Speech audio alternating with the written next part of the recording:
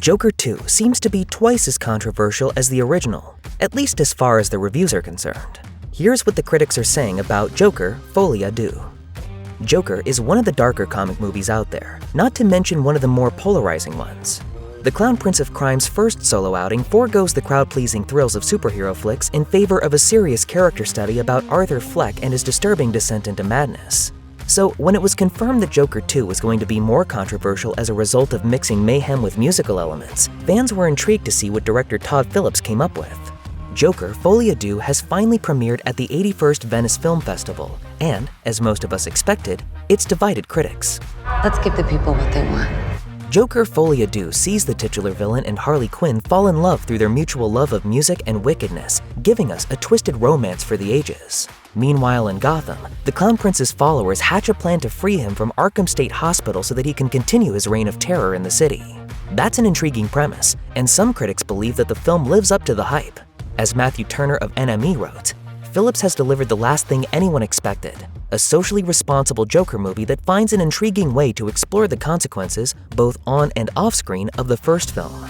That said, Joker 2 was always going to attract a few naysayers, and some reviewers don't recommend it at all.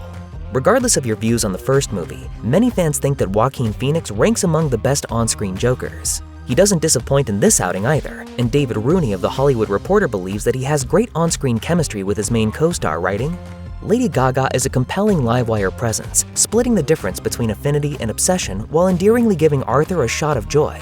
Their musical numbers, both duets and solos, have a vitality that the more often dour film desperately needs.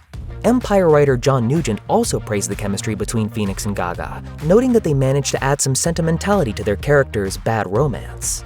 As sweet and beguiling a musical romance as it's possible to have between two murderous psychopaths, its kooky approach won't suit all stripes of comic book fan, but it finds a strange, tragic hopefulness all of its own. That's what we should be talking about!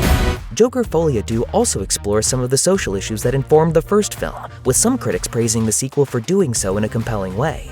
Jeffrey McNabb of The Independent described it as a shocking and unsettling depiction of urban life in modern America, a world where cities are on the verge of chaos at all times.